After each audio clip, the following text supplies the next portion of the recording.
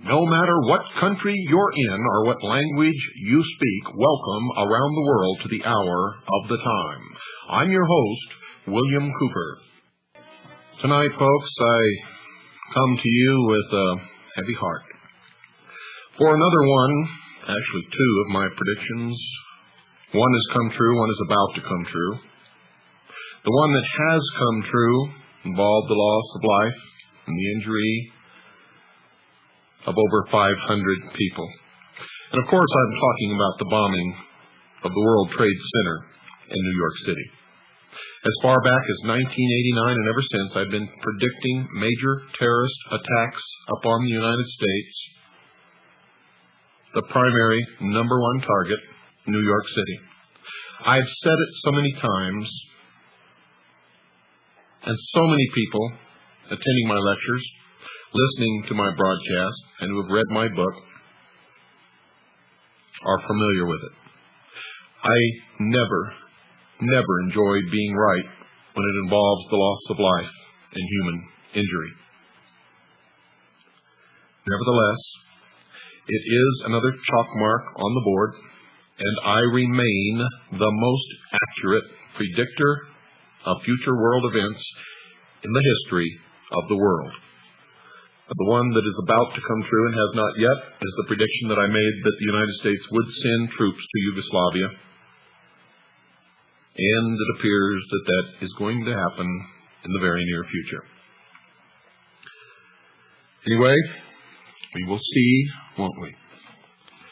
As we move into the new world order, and all of these events are planned to take us directly into one world, totalitarian, socialist government. To all those people in the city of New York who lost relatives, or who had friends or relatives that were injured, I offer you my deepest compassion, sympathy,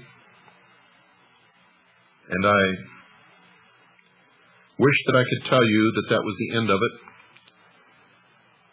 But I can tell you that it is only the beginning. Unless people wake up, it will escalate, and there will be more. Well, let's continue where we left off. And this is about the society in the Middle East known as the Assassins. And we covered quite a bit of their history already. But this secret society, the most successful of secret societies, showed that its strength ultimately depended upon a powerful leader. Well, Kia Muhammad was no such leader. And little by little it became obvious that his own son, Hassan the Hated, was the stronger personality. Now remember, Kia Muhammad was the old man of the mountain, and the mountain lair was called the Eagle's Nest. Now, Hassan, through some magnetic power, was able to capture the imagination of the assassins, soon having it believed that he himself was none other than the power of all powers, the hidden Imam, who had been mentioned by the first Grand Master, an incarnation of all greatness. So important was Hassan that he was the fountain of power, and others only held a very small measure of authority because he allowed them to have it for no other reason. This final absurdity was lapped up by members who had been conditioned to believe in things which were not, shall we say, exactly self-evident to the ordinary man. The doctrine of the all-powerful, invisible Imam was a part of Ishmaelism, and Hassan was ready, even during his early manhood, to assume the role.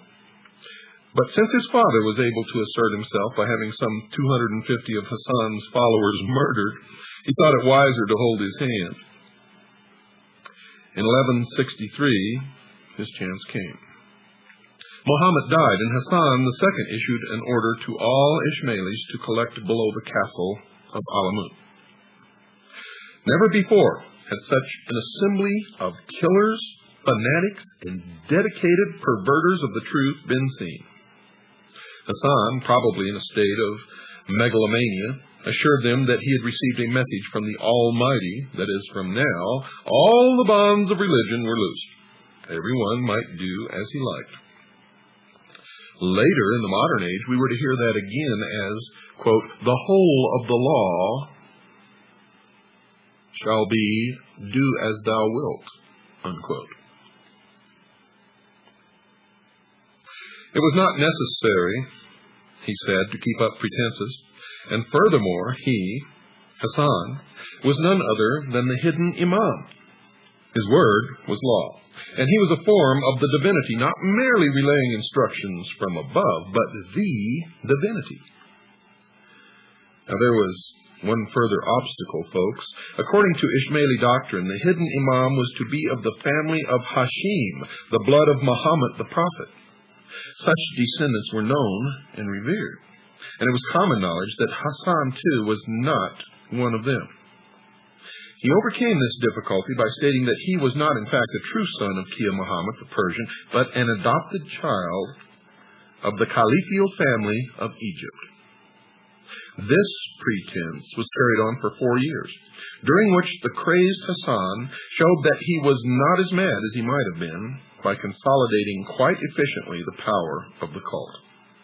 Eventually, he was assassinated by his brother-in-law, Namwar the famous. Now the father-to-son succession seemed to be established. Muhammad II, son of Hassan II, began the cultivation of letters and sciences, which was to distinguish successive grandmasters of the order. It was a conceit of his in the time of the greatest flowering of Persian literature that he was supreme among poets and philosophers. He used his assassins also to drive this point well home. The Imam Razi, one of the greatest thinkers of the time, refused to acknowledge the assassins as the most advanced theologians, so Muhammad II sent an envoy to him promising either a swift death by dagger or a pension of several thousand gold pieces a year. Suddenly, the learned Imam's discourses seemed to lose their bite. One day soon afterwards, he was asked why he did not attack the assassins as of old. Because, said the old man with a nervous glance around the assembly where a murderer might lurk, their arguments are so sharp and pointed, and indeed they were. For 35 years, Muhammad II ruled the Ishmaelis with a rod of iron. The only law was that of obedience to the assassin will. The observances of ritual Islam were abolished. A new star had risen, remember that star? A power to stiffen resistance to crusader penetration. Saladin, who was to become an implacable foe of the assassins.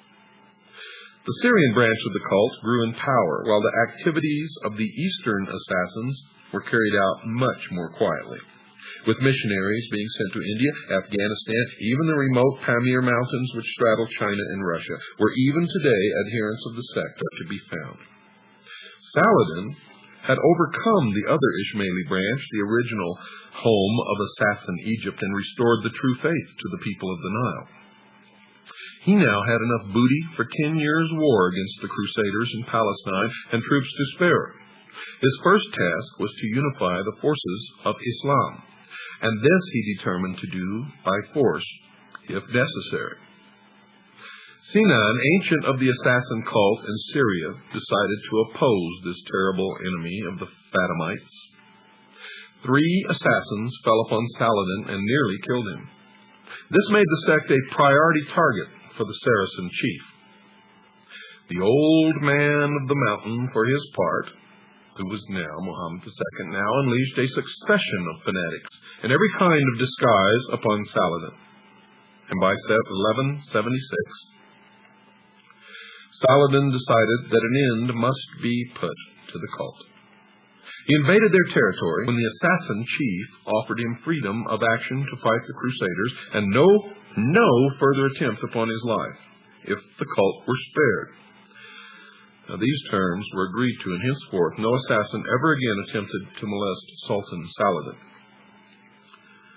This period introduces Sinan as yet another strange and terrible assassin leader. for he had decided that he was the incarnation of all power and deity, and that he would live the part.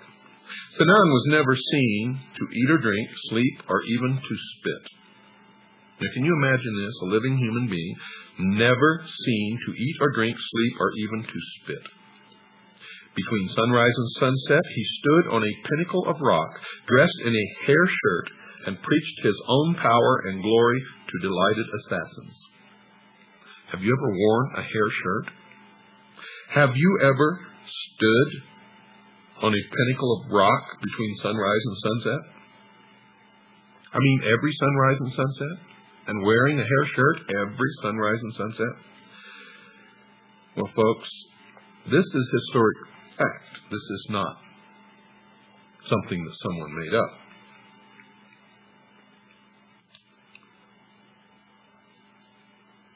Thus, at one and the same time, there were two chiefs of the order, each busily telling his own followers that he and he alone was God. Hassan in Persia, Sinan in Syria, each commanded legions of devoted killers, all committed by oath to follow his path. When Muhammad II died, he was succeeded by his son, Jalaluddin, who completely reversed the orders that the assassins were to have no outward religious observances. You see, he felt that he could do a great deal by adopting the cloak of orthodox piety, and sent ambassadors far and wide to announce his maintenance of the true faith.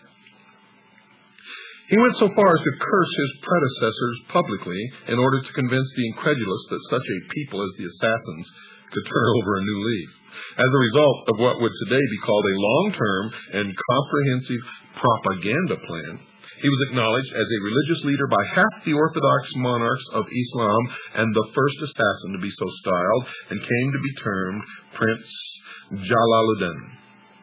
Jalaluddin died in 1203, after 12 years of leadership of the cult, handing over to Aladdin, and you guys thought that was just a storybook tale, didn't you? Aladdin, a child of 9 years of age, weak, inefficient, stupid, Aladdin made little mark upon history, except in the classic tales of Arabia. The 1001 Arabian Nights. For Aladdin in the 1001 Arabian Nights is Aladdin, the leader of the assassins. It is said that his main activity was tending sheep, to which he was passionately attached, and he even had a small hut built in a sheepfold where he spent most of his time. Aladdin was extraordinarily cruel, in spite of the contact with the sheep, and continued to terrorize in time-honored fashion any person, great or small, who did not pay tribute or otherwise cooperate with the organization. And even today, those in power who are in contact with sheep most of the time ultimately turn out to be the same. And we all know who the sheeple are, don't we? The assassin's hands, ears, and eyes were everywhere. Once fully initiated, a man might be sent to a place 1,000 miles away to take up residence and live, waiting for the moment when orders came to him from Alamut to fulfill his fatal destiny, and all the while in between furnishing intelligence to the central headquarters of the assassins. A story is told of the court of the Shah of Khwarizm. Thus, quote, the Ishmaeli ambassador spent some time with Vizier one day after a splendid banquet.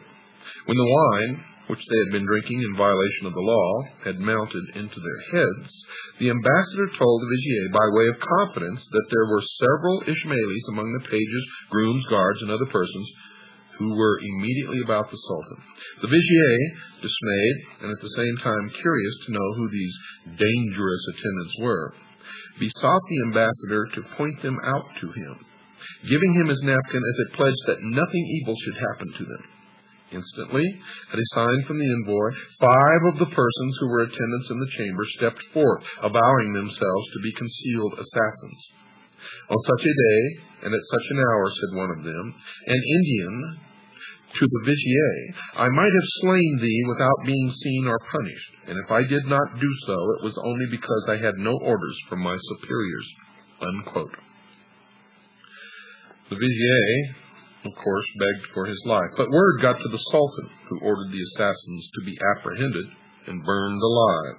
And the 5 chamberlains were cast on the flaming pyre, where they died exulting at being found worthy to suffer in the service of the great sheik of the mountain. So powerful was their devotion to the cult. The assassins had the last laugh, for an order arrived immediately afterwards from Alamut that the Shah must pay 10,000 pieces of gold as compensation for each man killed, which he did, or be killed himself. Another subsidiary activity which the assassins delighted in was the holding captive of Alamut of useful, rare, and distinguished personages who could be of value to them in educational, military, or other spheres. And one was a physician, another a famous astronomer, a third the greatest painter in Persia, who worked to the order of the chief alone. The end of a chapter was near.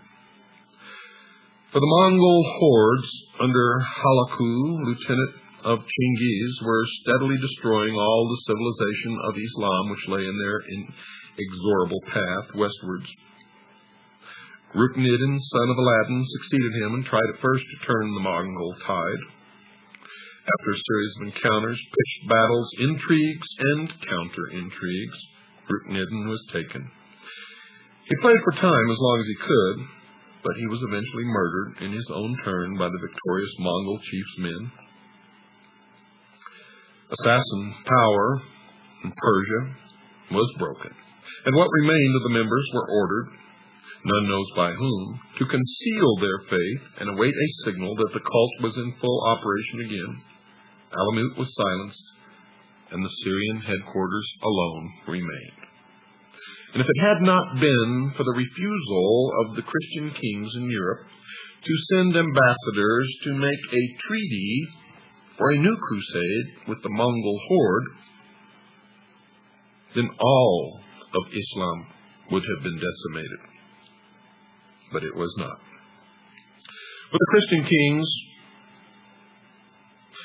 even though they would have liked to regain their foothold in the Middle East, had problems of their own and ignored the Mongol emissaries. It was a long time until the Mamluk Sultan of Egypt was able to overcome the Mongol thrust. In 1260, however, he carried the banners of Islam victoriously against them and restored the fortress of Alamut and other properties to the assassins, who were strongly surviving underground. They soon found that they had exchanged one master for another, for the Egyptians were now employing them for their own purposes and required them to undergo a new initiation, that of the ancient Egyptian mysteries of Babylon. Ibn Battuta, the great traveler of the 14th century, found them well entrenched in their former strong places, being used as the, quote, arrows of the Sultan of Egypt, with which he reaches his enemies, unquote. The supposed suppression of the creed which followed the Mongol destruction did not, in fact, take place. Copying each other, historians have asserted that Assassinism died 600 years ago. Nothing could be further from the truth. Now and again, however, fresh facts of their continued existence still come to light. In the 18th century, an Englishman, the British consul at Aleppo in Syria, was at pains to make this better known. He said, quote, "Some authors assert that these people were entirely extirpated in the 13th century by the Tartars, but I, who have lived so long in this infernal place, will venture to affirm that some of their spawn still exists in the mountains that surround us, for nothing is so cruel, barbarous, and execrable that is not acted and even gloried in by these cursed assassins," unquote. The assassins were widely dispersed throughout Asia. The rise of the thugs, the secret society of assassination of India, followed the Mongol invasion of Persia. Indeed, at least one of the thug recognition signals, Ali Bahai Salam, indicates salutations to Ali, the descendant of the prophet most greatly revered by the assassins. Ishmaelites, not all of them recognizing the one chief, reside in places as far apart as Malaya, East Africa, and Ceylon. They would not necessarily feel that they are assassins in the same sense as the extremists who followed the old sheiks of the mountains, but at least some of them revere the descendants of the lords of Alamut to the extent of deification. The modern phase of Ishmaelism dates from 1810, when the French consul at Aleppo found that the assassins in Persia recognized as their divinely inspired chief a reputed descendant of the fourth Grand Master of Alamut, who then lived at Kek, a small village between Isfahan and Tehran. This Shah, Khalilullah, quote, was revered almost like a god and credited with the power of working miracles. The water in which he washed became holy water. The sect next appeared to the public gaze through an odd happening. In 1866, a law case was decided in Bombay. There is in that city a large community of commercial men known as Kohas. A Persian, the record tells us, Aga Khan Mehalati, a native of Mehalat, a place situate near Kek, had sent an agent to Bombay to claim from the Khojas the annual tribute due from them to him, and amounting to about 10,000 English pounds. The claim was resisted, and the British court was appealed to by Aga Khan. Sir Joseph Arnold investigated his claim. The Aga proved his pedigree, showing that he had descended in a direct line from the fourth Grand Master of Alamut, and Sir Joseph declared it proved. And it was further demonstrated by the trial that the Kohas were members of the ancient sect of the Assassins, to which sect they had been converted 400 years before by an Ishmaelite missionary who composed a work which has remained the sacred book of the Kohas. In the First Afghan War, the then Aga Khan contributed a force of light cavalry to the British forces. For this he was awarded a pension. Hitti, in his History of the Arabs, notes, page 448 in 1951 edition, that the assassin sect known as Kohas and Malwas gave over a tenth of their revenues to the Aga Khan, who spends most of his time as a sportsman between Paris and London. The influence of the new form of organization and training, as well as initiatory techniques of the assassins upon later societies, has been remarked by a number of students, and I have found in my research that it's absolutely true. That the Crusaders knew a good deal about the Ishmaelis is shown from the detailed descriptions of them which survive. Esh Amir Ali, an Orientalist of considerable repute, goes further in his assessment. Quote, "From the Ishmaelis, the Crusaders borrowed the conception which led to the formation of all the secret societies, religious and secular, of Europe. The institutions of Templars and Hospitallers, the Society of Jesus, founded by Ignatius Loyola, composed by a body of men whose devotion to their cause can hardly be surpassed in our time. The ferocious Dominicans, the milder Franciscans, may all be traced either to Cairo or to Alamut. The Knights Templar, especially, with their system of Grand Masters, Grand Priors, and religious devotees, and their degrees of initiation, bear the strongest analogy to the Eastern Ishmaelis." In the year 1110, a mysterious order called the Priory de Sion appeared upon the Temple Mount in Jerusalem. This mysterious secret order, the Priory de Sion, was eventually to crown the first king, the first Christian king of Jerusalem. When they appeared on the Temple Mount in 1110, they recruited 9 knights to scour the Temple Mount, the passages and caverns and tunnels beneath, for the ancient remains of the relics of the religion. Later, in A.D. 1118, 9 knights, supposedly concerned for the welfare of pilgrims to the Holy Land, bound themselves together in the creation of a knightly order. This order, again, existing of 9 knights, just like the original 9 knights, were commissioned by the Priory de Sion. In under 200 years, folks, this organization had become one of the most powerful single entities, if not the greatest power ever to exist in Europe. They were the first international bankers, the first that ever existed in the world. A few years later, it was utterly destroyed. They say, however, as you're going to find out, they were not destroyed at all, but merely driven underground.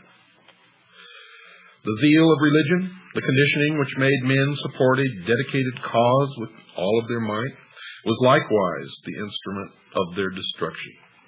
Nothing less than religious fervor could have smashed the order, as nothing less could have created it.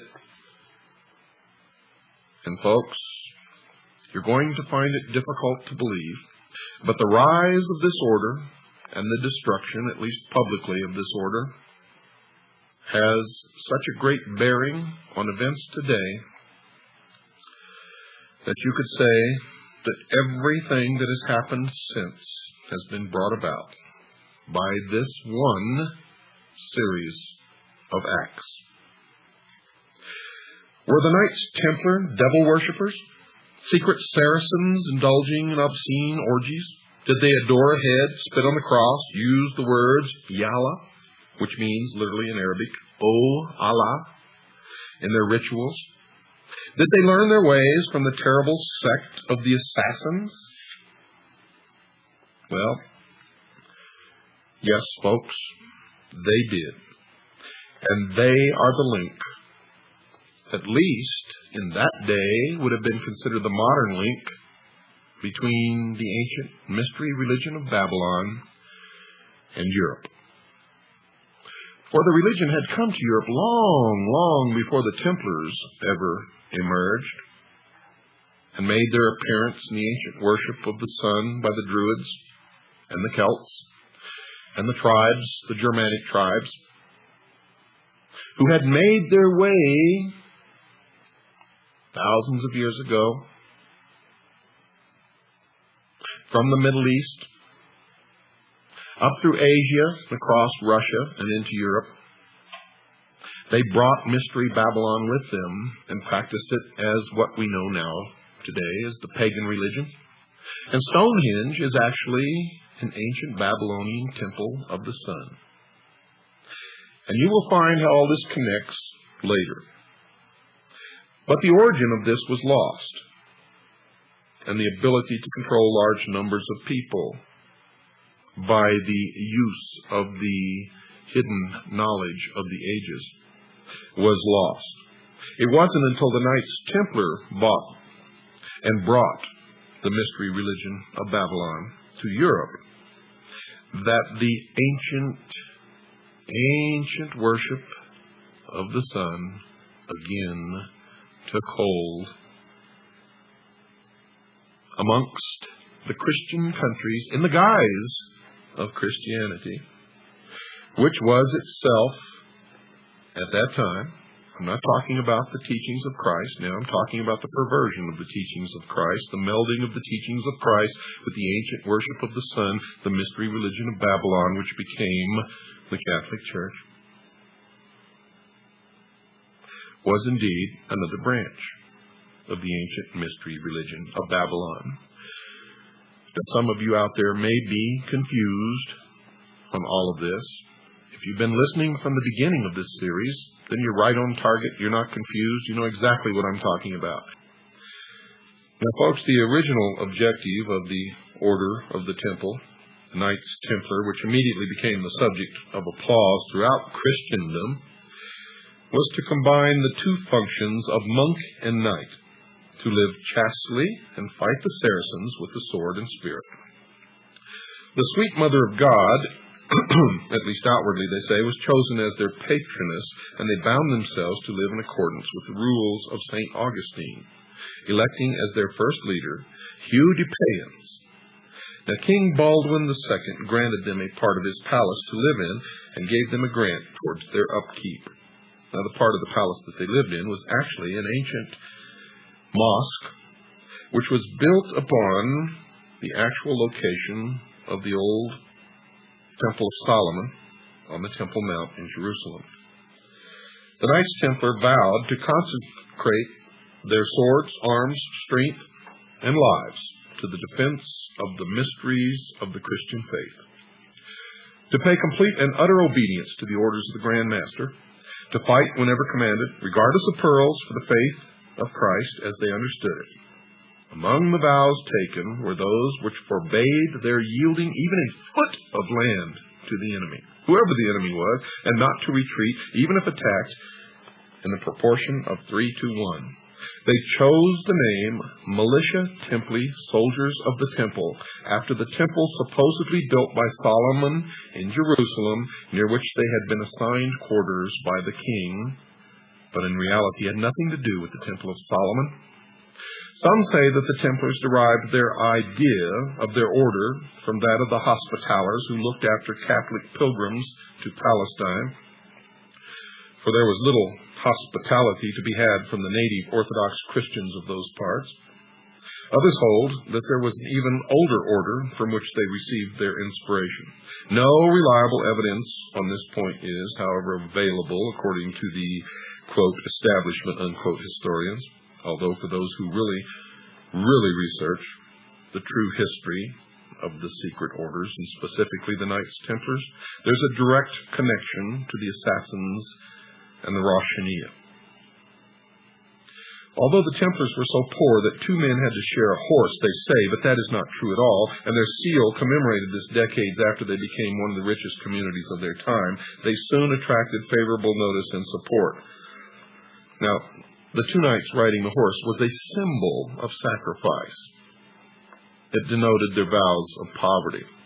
In truth, each knight not only had a horse, but he had what they called a yeoman. He had a spare horse, he had a pack horse, and he had several horses in reserve, and a whole train of servants. But the Knights Templar were the first true, as we know it, in modern times. In modern times, there were others before, but they're the first true in modern times. By modern, I say,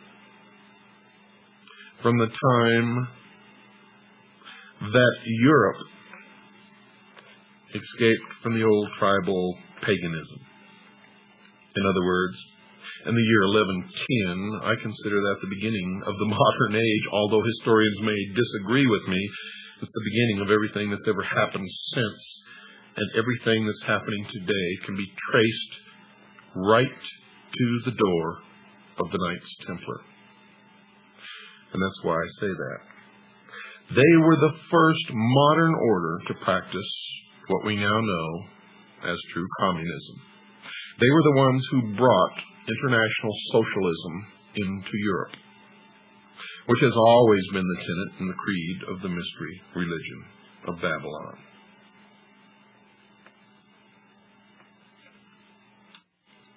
Only 1 year after their establishment, Fulk, Count of Anjou, who had come to Jerusalem on a pilgrimage, joined as a married member and gave them an annual grant of 30 pounds of silver.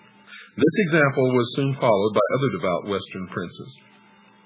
For the first 9 years of their existence, the knights continued to live a life of chastity and poverty in accordance with their vows. They adopted a striped white and black banner called the Busat, after their original piebald horse, and this word also became their battle cry. Special raiment they had none, and they wore whatever clothes were given to them by the pious, but little by little, as one writer puts it, they were to become haughty and insolent. And the black and white banner, the translation of the meaning of which was for the, again, exoteric. For the real meaning of the black and white banner was the meaning of the androgynous God, the positive, the negative, the black and the white, the yin and the yang. The male and the female combined into one, and that was the real meaning of the black and white banner. And it's carried forth today on the floor of many of the temples of Freemasonry, where the black and white checkered pattern exists, and in one famous cathedral in Europe, built by the Knights Templar. They disguised their esoteric religion in an exoteric manner that would be accepted by Christianity. Baldwin of Jerusalem, who had been a prisoner in the hands of the Saracens and knew of their disunity, realized at about this time that Islam must eventually unite against the Christian invasion, and he decided that the Templars would prove ideal allies in the battles which were to come. In 1127, therefore, he sent 2 Templars with his strong recommendation to the Pope, applying for official recognition of the order by the Holy See. And this is the first time that the Templars even were considered to be close to the center of religion, the Christian religion in that day, the Catholic Church, the Pope. for they were not commissioned as a Christian order. They were not commissioned by the Pope or by the Church. And this is a big myth that the Knights Templars started out to protect the Church and protect the pilgrims on their way to Jerusalem. They were established first, primarily and foremost, as a branch of the ancient order of the religion of Mystery Babylon. And it's indicative of the strategies that they've used since to endear themselves to whatever the established power or the beliefs of the majority of the people might be. When they went to see the Pope, they had an introduction to Saint Bernard himself, the abbot of Clairvaux, who was known to be an admirer of theirs and who was a nephew of one of their envoys. Then the Grand Master himself arrived in Europe and received the eulogistic opinion of the abbot. Quote, "They go not headlong into battle, but with care and foresight, peacefully, as true children of Israel. But as soon as the fight is begun, they rush without delay upon the foe and know no fear. One is often put to flight 1,000 to 10,000, gentler than lambs and grimmer than lions. Theirs is the mildness of monks and the valor of the knight." Unquote. Now, folks, this was a strong recommendation, and this testimonial was a part of the campaign to help the Templars in their efforts at recognition by the Pope. All of you who have thought that they began as a religious order in the first place are so way off base that it's pathetic. And neither were the Jesuits a religious order in the first place, but we'll get that together in another broadcast.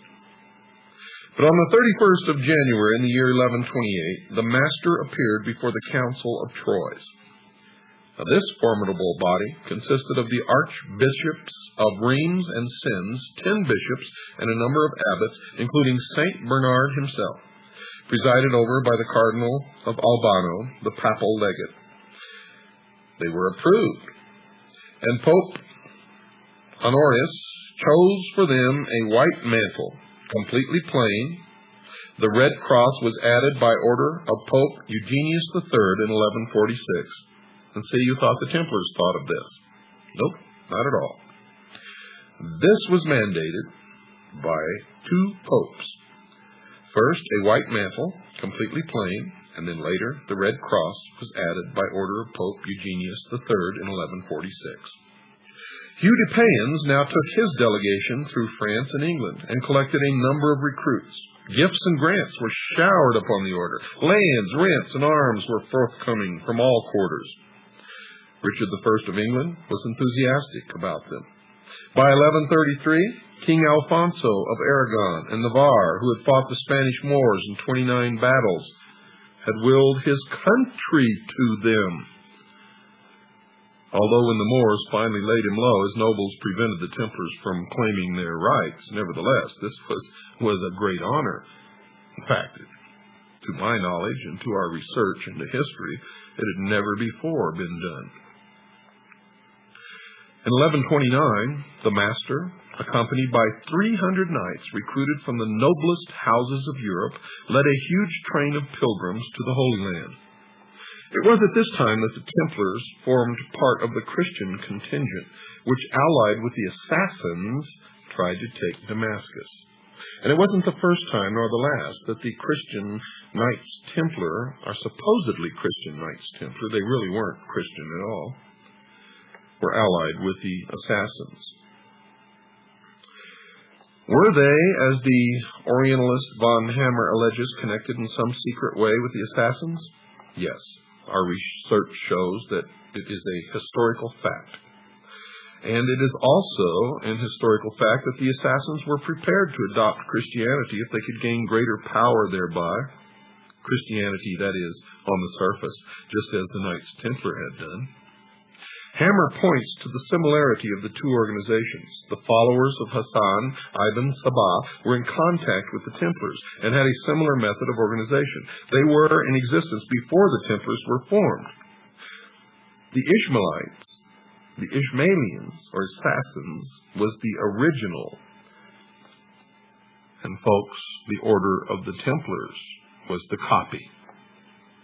The balance of Western opinion is against this contention, more particularly because one feels from wide reading of historians great sympathy is felt for the cruelly treated and arbitrarily disposed Templars.